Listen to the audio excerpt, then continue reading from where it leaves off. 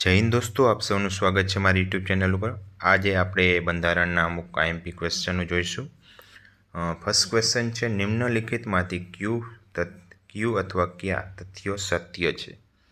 1. બ્રિટનની જેમ ભારતમાં ન્યાયતંત્ર સર્વોચ્ચ છે। 2. અમેરિકાની જેમ ભારતમાં સંસદ સર્વોચ્ચ છે। 3. ભારતમાં ન્યાયતંત્ર તેમજ સંસદ પોતપોતાના ક્ષેત્રમાં સર્વોચ્ચ છે। ના ઓપ્શન જોઈએ। ઓપ્શન છે માત્ર 1, માત્ર 3, માત્ર 1 અને 2 અને 1, 2 અને 3। તો આન્સર શું આવશે? માત્ર 3। મીન્સ આનો અર્થ શું થાય? તો કે ભારતમાં ન્યાયતંત્ર તેમજ સંસદ પોતપોતાના ક્ષેત્રમાં સર્વોચ્ચ છે, બ્રિટન અને અમેરિકાની જેમ નહીં। કેમ કે બ્રિટનમાં ન્યાયતંત્ર સર્વોચ્ચ છે, જ્યારે અમેરિકામાં સંસદ સર્વોચ્ચ છે, પણ ભારતમાં એવું નથી। ભારતમાં ન્યાયતંત્ર તેમજ સંસદ પોતપોતાના ક્ષેત્રોમાં સર્વોચ્ચ છે, એટલા માટે આન્સર આવશે માત્ર 3। નેક્સ્ટ ક્વેશ્ચન જોઈએ। ભારતનું સંવિધાન નમ્ય છે, આ વિધાનની સાબિતી માટેના કારણો ક્યાં કહી શકાય? તો 1. બંધારણમાં થયેલ 104 સુધારાઓ। 2. કટોકટીની જોગવાઈઓ। 3. અનુચ્છેદ 368 એટલે કે બંધારણીય સુધારાઓ। અને 4. રાજ્યોના નામ અને સીમા સાદી બહુમતી દ્વારા ફેરફાર કરી શકાય છે। ઓપ્શન જોઈએ। 2, 3 અને 4। ઓપ્શન બી છે 1, 2, 4, 3 છે 1 અને 4 ને ઓપ્શન ડી છે 1 અને 3। તો આમાં આન્સર શું આવશે? 1 અને 4। નવ જોઈએ તો 1 અને 4માં શું છે? તો કે બંધારણમાં થયેલ 104 સુધારાઓ અને રાજ્યોના નામ અને સીમા સાદી બહુમતી દ્વારા ફેરફાર કરી શકાય છે। આને લીધે આપણે કહી શકીએ કે ભારતનું સંવિધાન નમ્ય છે, એટલા માટે આન્સર શું આવશે? 1 અને 4। નેક્સ્ટ ક્વેશ્ચન જોઈએ કે નિમ્નલિખિતમાંથી કઈ ભારતીય બંધારણની વિશેષતા નથી? ઓપ્શન એ લેખિત બંધારણ। ઓપ્શન બી સંઘાત્મક રાજ્ય વ્યવસ્થા। ઓપ્શન સી સંસદનું સાર્વભૌમત્વ। ઓપ્શન ડી ન્યાયિક પુનરાવલોકન। તો આન્સર શું આવશે? જો કે સંસદનું સાર્વભૌમત્વ આપણે ભારતના બંધારણમાં જોવા મળતું નથી। નેક્સ્ટ ક્વેશ્ચન જોઈએ। ભારતીય બંધારણને ધ્યાનમાં રાખી નીચેના વિધાનો તપાસો। એ. સંસદ સભ્યોને સંસદમાં બોલવાનું સ્વતંત્રતા બંધારણ દ્વારા આપવામાં આવે છે। બીજું, બંધારણમાં સુધારા કરવાની સત્તા સંસદને આપવામાં આવી છે। તો સાચા વિધાનો જણાવો। તો ઓપ્શન આપ્યા છે માત્ર 1, માત્ર 2, માત્ર 1 અને 2 બંને અને 1 અને 2માંથી કોઈ પણ નહીં। તો આન્સર શું આવશે? તો કે આન્સર આવશે 1 અને 2 બંને। કેમ કે ભારતમાં સંસદ સભ્યોને સંસદમાં બોલવાનું સ્વતંત્રતા આપવામાં આવેલી છે અને સુધારા કરવાની સત્તા પણ સંસદને આપવામાં આવેલી છે, એટલે આન્સર થશે 1 અને 2 બંને। નેક્સ્ટ ક્વેશ્ચન જોઈએ। નિમ્નલિખિતમાંથી ભારતીય બંધારણ ઉપર સૌથી વધુ પ્રભાવ પડ્યો છે તો કયા એક્ટ મુજબ પડ્યો છે? તો ફર્સ્ટ છે government of India act 1935, second છે ઇન્ડિયન કાઉન્સિલ એક્ટ 1999, થર્ડ છે ઇન્ડિયન ગવર્મેન્ટ એક્ટ 1919 અને ઇન્ડિયન ઇન્ડિપેન્ડન્સ એક્ટ 1947। તો બધાને ખબર છે કે ગવર્મેન્ટ ઓફ ઇન્ડિયા 1935 ઉપરથી આપણે મોસ્ટ ઓફ બંધારણ લીધેલું છે, એટલે સૌથી વધુ પ્રભાવ તે એક્ટનો પડ્યો છે। તો આન્સર આવશે government of India act 1935। Next question જોઈએ। નિમ્નલિખિતમાંથી ક્યુ અથવા કયા સમવાયતંત્ર વ્યવસ્થાથી વિપરીત છે? Option 1 all India service. 2 એકીકૃત ન્યાય વ્યવસ્થા। તો ઓપ્શન જોઈએ। ઓપ્શન એ માત્ર 1, ઓપ્શન બી માત્ર 2, ઓપ્શન સી 1 અને 2, ઓપ્શન ડી 1 અને બંનેમાંથી કોઈ પણ નહીં। તો આન્સર આવશે 1 અને બંનેમાંથી કોઈ પણ નહીં। મીન્સ કે નીચે આપેલું છે એ આપણા સમવાયતંત્ર વ્યવસ્થાથી વિપરીત નથી। ઓલ ઇન્ડિયા સર્વિસ અને એકીકૃત બંને આવી જાય છે, એટલે કે વિપરીત નથી। નેક્સ્ટ ક્વેશ્ચન જોઈએ। આર્ટિકલ 368 મુજબ બંધારણમાં સુધારો કરી શકાય છે, આ સિદ્ધાંત કયા દેશમાંથી લેવામાં આવ્યો હતો? તો એ ઓપ્શન એ છે ઓસ્ટ્રેલિયા, ઓપ્શન બી છે બ્રિટન, ઓપ્શન સી છે સાઉથ આફ્રિકા, ઓપ્શન ડી છે અમેરિકા। તો આનો આન્સર શું થશે? South Africa. આને તમે એ રીતે પણ યાદ રાખી શકો, જ્યારે ગાંધીજી છે સાઉથ આફ્રિકાથી ભારત આવ્યા હતા, તો શા માટે આવ્યા હતા? તો કે સુધારો કરવા માટે, આથી બંધારણમાં સુધારો કયા દેશમાંથી લેવામાં આવ્યો? તો કે સાઉથ આફ્રિકામાંથી. ચલો નેક્સ્ટ ક્વેશ્ચન જોઈએ. કાયદા સમક્ષ સમાનતાનો સિદ્ધાંત ભારતમાં બ્રિટિશરો દ્વારા દાખલ કરાયો. આ સંદર્ભે નીચેના વિધાનો ધ્યાનમાં લો.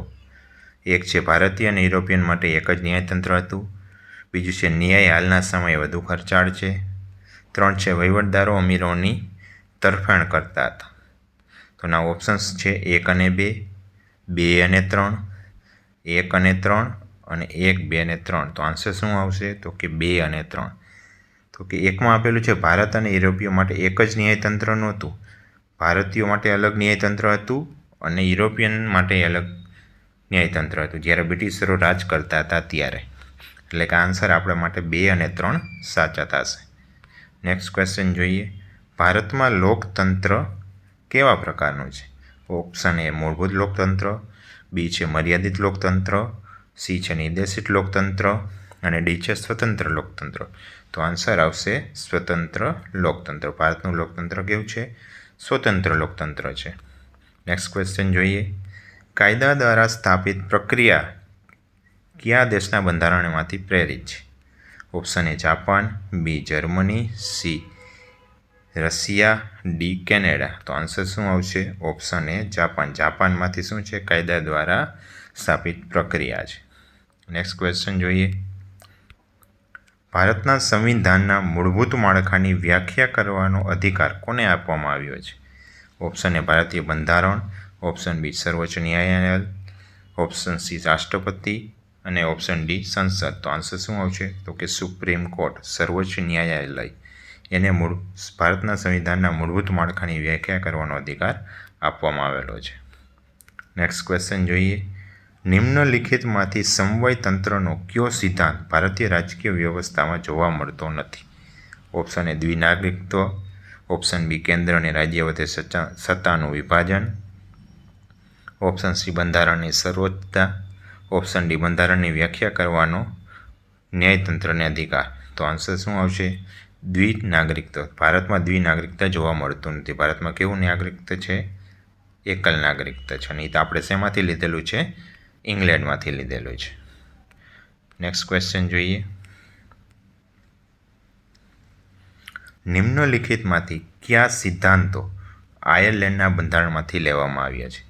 તો ઓપ્શન 1 છે ફર્સ્ટ નંબર છે રાજ્યનીતિના માર્ગદર્શક સિદ્ધાંતો, બીજું છે સંસદીય વિશેષાધિકાર, ત્રીજું છે મૂળભૂત ફરજો, ચોથું છે રાષ્ટ્રપતિ દ્વારા રાજ્યસભામાં રાષ્ટ્રપતિ દ્વારા પસંદગી પામતા સભ્યો, 5 છે અવશિષ્ટ શક્તિ કેન્દ્ર પાસે રહેશે. તો ઓપ્શન આપેલા છે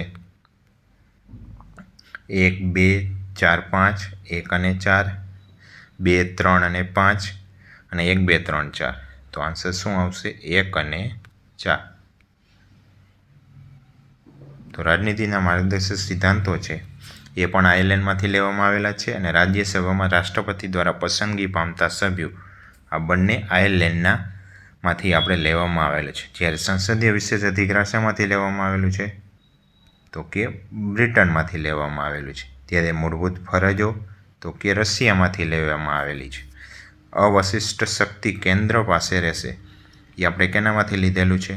તો કે કેનેડામાંથી લીધેલું છે. તમે મૂળભૂત ફરજો તો કે રશિયામાંથી લીધેલી છે.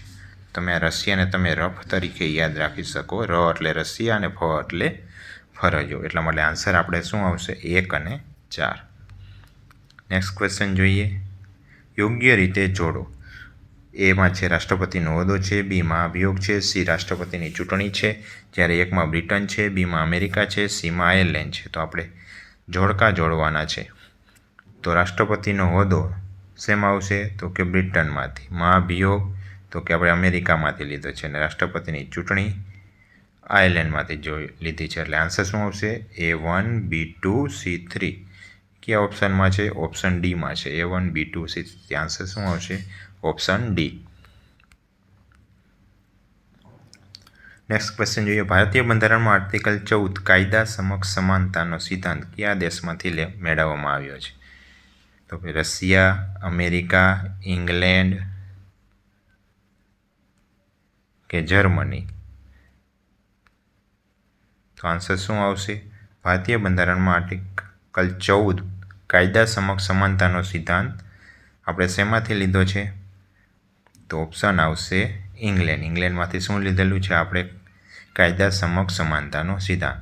બીજું આપણે ઇંગ્લેન્ડમાંથી લીધેલું છે રાષ્ટ્રપતિની બંધારણીય સ્થિતિ છે, સંસદીય શાસન પ્રણાલી છે, કાયદો બનાવવાની પદ્ધતિ છે અને એકલ નાગરિકત્વ છે.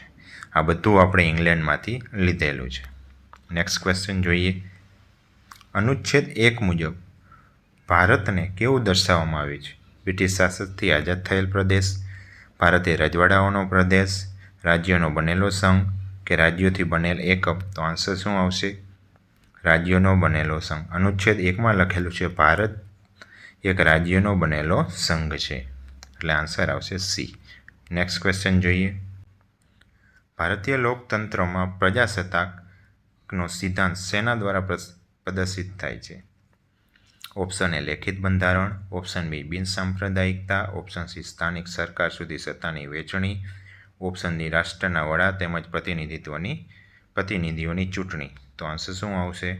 રાષ્ટ્રના વડા તેમજ પ્રતિનિધિઓની ચૂંટણી. પ્રજાસત્તાક તો પ્રજા દ્વારા ચૂંટવામાં આવેલી સત્તા, એટલા માટે આવશે. પ્રજાસત્તાકનો સિદ્ધાંતમાં શું છે? રાષ્ટ્રના વડા તેમજ પ્રતિનિધિત્વની ચૂંટણી. નેક્સ્ટ ક્વેશ્ચન જોઈએ. સ્વતંત્રતા, સમાનતા અને બંધુતાના સિદ્ધાંતો કયા દેશના બંધારણથી લેવામાં આવ્યા છે? Option A Australia, option B Britain, option C France, option D America? તો આન્સર શું આવશે? ફ્રાન્સ આવશે. Thank you.